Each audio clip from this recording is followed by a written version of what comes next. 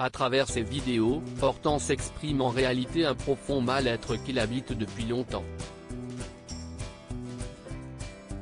Catherine David-Zeka, son interprète, évoque à notre micro la boulimie de son personnage et ce qui l'attend dans la suite d'Ici tout commence. Allociné, ce journal intime vidéo n'a pas vraiment vocation à parler de ses camarades mais plutôt à exprimer le profond mal-être d'Hortense qui est la boulimie. Que pouvez-vous nous dire là-dessus ? Catherine David-Zeka, j'ai dû faire beaucoup de recherches pour comprendre les troubles du comportement alimentaire. Malheureusement, c'est quelque chose qui m'a touché personnellement puisque j'ai des amis qui ont fini hospitalisés à cause de ces troubles. Donc j'ai vu et vécu cela de près. J'ai choisi de ne surtout pas rendre cette chose banale, jolie ou encore sexy. Je ne voulais pas que ce soit contre-productif là-dessus.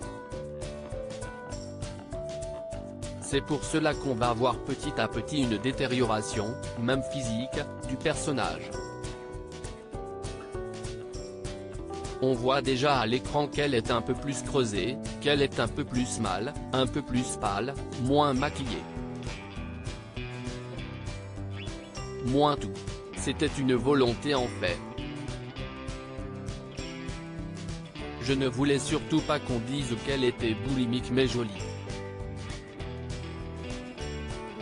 Ce n'était pas du tout le but. Ça me tenait à cœur de défendre ce sujet correctement et avec le plus de réalisme possible. De mon propre chef et avec de l'aide, j'ai décidé de perdre du poids pour pouvoir avoir cet aspect plus creusé à l'écran au fur et à mesure des épisodes. J'ai été encadré, ça n'a pas du tout été fait à l'arrache et ce n'est surtout pas à reproduire seul. J'ai eu cette intrigue en main quelques mois avant. J'ai donc pu entamer une sorte de processus pour mon personnage. Hortense est un personnage plutôt bien entouré. Pourquoi se livre-t-elle dans des vidéos et non à ses amis? Parce que la boulimie est une maladie qui nous fait avoir honte de nous sur beaucoup de choses. Il y a un profond mal-être psychologique qui rejaillit sur le physique. C'est quelque chose dont on ne parle pas tout simplement parce qu'on a honte. Et quand on a profondément honte de quelque chose, même les plus proches ne le savent pas. C'est bien là le problème. Hortense a honte mais elle fait l'autruche aussi. Je pense qu'elle sait qu'elle a un problème mais vous allez le voir aussi par la suite, elle dit souvent que c'est honteux et qu'elle se dégoûte. Ce sont des mots forts et très durs.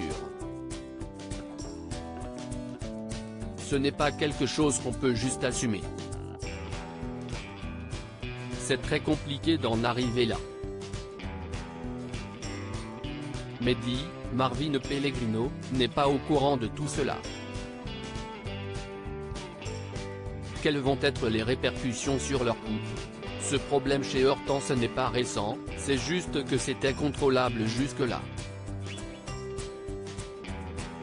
En fait, c'est un souci qu'elle avait en étant jeune et qu'elle avait vaincu mais qui a ressurgi dans sa vie cette dernière année. Le problème c'est que ça peut prendre 8 mois voire 1 an avant que certains traits physiques ne se creusent. C'est très lent en fait point même si elle le cache à Mehdi, pour Hortense, ils sont quand même en couple et je pense qu'inconsciemment elle lui en veut. Pas énormément.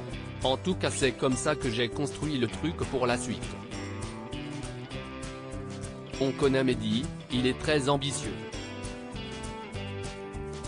Il essaie de montrer tout l'amour qu'il porte à Hortense mais c'est un personnage qui est un peu sur lui. Le fait qu'il n'ait pas vu son mal-être veut dire énormément de choses aussi. Peut-on dire que leur couple est en danger? S'il y a des vidéos sur tout l'institut, il y en aura fatalement sur lui aussi. Quelle sera sa réaction? Quelle sera sa réaction face à la maladie Hortense? Comment va-t-il comprendre ou non la situation? Ça reste à voir. À travers votre personnage, la série aborde souvent des thèmes de société forts. L'année dernière, Hortense a été au cœur de l'intrigue Sugar Daddy qui explorait l'escorting chez les jeunes. Plus récemment, on l'a vu épauler Mehdi dans sa lutte contre son cancer et aujourd'hui, Hortense s'apprête à se livrer sur sa boulimie. En tant que comédienne, est-ce important pour vous de pouvoir aborder des thématiques importantes à une heure de grande écoute? Beaucoup. C'est quelque chose qui nous tient vraiment à cœur. À chaque fois qu'on me donne un sujet, je le travaille en long, en large et en travers. Je fais en sorte de creuser et de comprendre pour pouvoir retranscrire les choses au mieux et provoquer peut-être les prises de conscience qu'il faut. Que ce soit chez un parent qui va peut-être faire plus attention à ce qui se passe dans la vie de ses enfants. Que ce soit chez les jeunes qui m'écrivent des lettres en me disant que cela les a sauvés en quelque sorte de la dépression. Pour moi, c'est très important. C'est aussi pour ça que je fais ce travail. Bien sûr que c'est joli et sympathique de jouer des scènes d'amour ou de romance, mais ce qui m'importe le plus c'est que ça ait une utilité, que ça retentisse, que ça rejaillisse. Qu'il y ait des choses qui soient prises en compte et peut-être plus considérées par la suite. Les troubles du comportement alimentaire, c'est malheureusement un sujet de notre époque. Beaucoup de personnes en souffrent, très peu de personnes le savent et encore moins le disent avant qu'il ne soit trop tard. C'était vraiment un honneur de pouvoir défendre ça. L'année dernière, on a eu l'occasion de voir le père d'Hortense. Les scénaristes envisagent-ils de faire revenir ses parents à l'avenir? On pourrait. Son papa étant médecin, c'est fort probable, rire. Après cette intrigue qui sera consacrée à votre personnage, une nouvelle catastrophe va rythmer Ici tout commence. Que pouvez-vous nous dire sur le bal de promo de l'Institut? Pas grand-chose.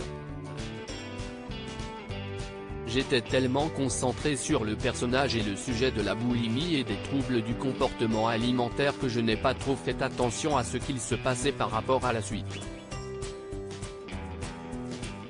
Je n'y suis pas très présente.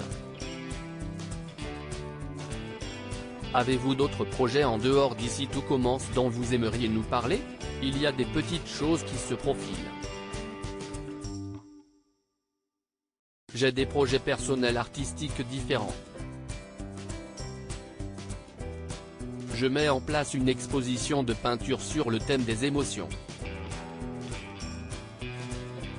C'est une exposition prévue d'ici la fin de l'année. En ce moment, je travaille là-dessus ainsi que sur mon livre aussi.